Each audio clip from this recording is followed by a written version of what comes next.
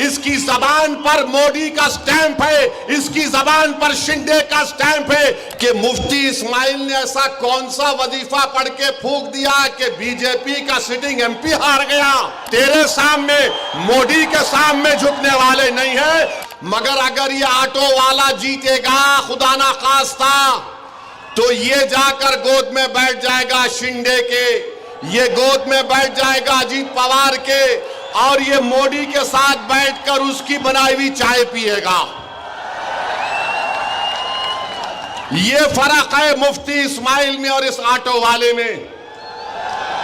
और याद रखो, मालेगांव की आवाम दो समंदर के किनारे एक नहीं हो सकते। एक तरफ हक है, सच्चाई है, एक तरफ बातिल से मुकाबला है, एक तरफ जो वक्फ के कानून के जरिए वक्फ को खत्म करना चाहते हैं, ये ऑटो वाला वक्फ का कानून खत्म करने वालों के साथ साजबाज करके मालेगांव में आया है और मालेगांव में वक्फ की जायदादों को खत्म करना चाहता है। इसकी जबान पर मोदी का स्टैंप है, इसकी जबान पर शिंदे का स्टैंप है, इसके दिल में अजीत पवार की मोहब्बत है और मालेगांव की आवाम के लिए नफरत है। इस बात को आपको ज़हन नशीन करना पड़ेगा कि आप क्यों मजलिस इत्तेहादुल मुस्लिमीन के हक में वोट देंगे। तीसरी बात जो मैं आपके सामने अर्ज करना चाह रहा था वो ये है कि देवेंद्र फडणवीस ने बयान दिया, ऑटो वाला तो कुछ नहीं बोलेगा। मैं ऑटो वालों के खिलाफ नहीं हूं, ये निशान जो दिया गया उसके बारे में बोल रहा हूं। 20 तारीख को भी आप ऑटो में ही बैठकर जाएंगे और पतंग पर बटन दबाएंगे इंशाअल्लाह।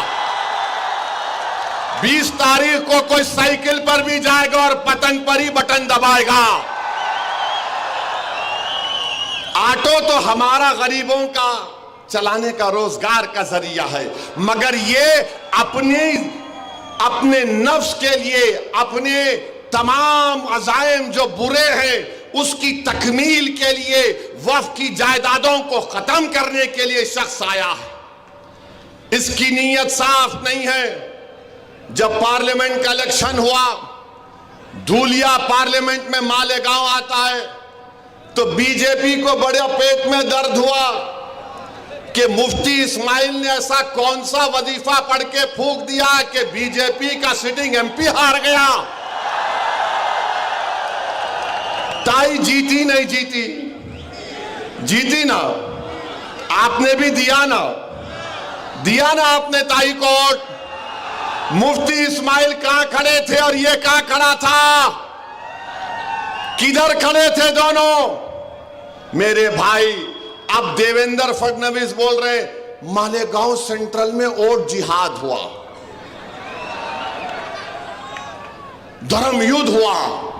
देवेंद्र फडणवीस को नहीं मालूम, क्योंकि वो फडणवीस हैं, वो अपने आप को बड़ा समझते और मालेगांव की जनता को नीचे समझते।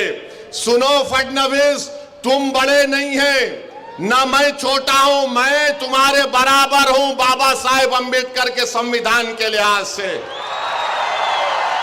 तुम्हारे दिमाग में जो फितूर है ना कि मैं फडणवीस हूं, ये ओवैसी और ये मुफ्ती इस्माइल, ये अब्दुल मालिक है, वो गया जमाना। वो जमाना नहीं रहा कि तुम ऊपर बैठेंगे मैं नीचे बैठूंगा। हाँ, ये जो ऑटो का निशान लेकर आया है फडणवीस, वो तेरे पास नीचे बैठता होगा, मगर हम तेरे सामने, मोदी के सामने झुकने वाले नहीं है, ना मालेगांव की जनता झुकने वाली है। अब फडणवीस ने क्यों कहा? फडणवीस को तारीख नहीं मालूम।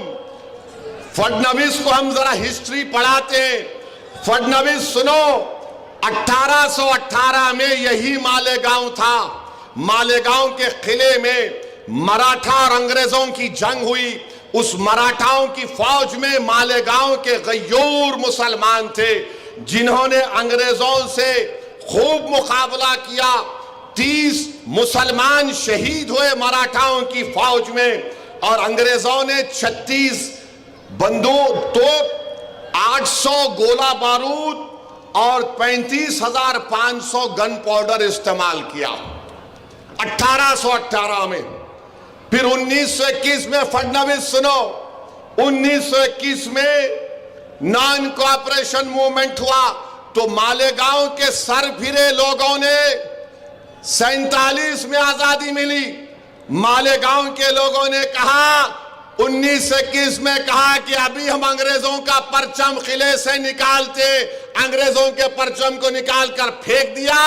फडणवीस को नहीं मालूम, उनके पेट में दर्द हो रहा है क्योंकि फडणवीस तुम्हारे पूर्वज नहीं थे, वो मुफ्ती इस्माइल अब्दुल मालिक के पूर्वज थे जिन्होंने 1921 में झंडा निकाल दिया। तुम्हारे साथ तो वो शख्स बैठा हुआ है, तुम्हारे साथ फडणवीस वो शख्स बैठा हुआ है, तुम उसको मदद कर रहे हो, तुम उसको पनाह दे रहे हो जो मालेगांव के जनता के घरों में, दीवारों में, दिलों में तोड़ना चाहता है, घर घर को बांटना चाहता है।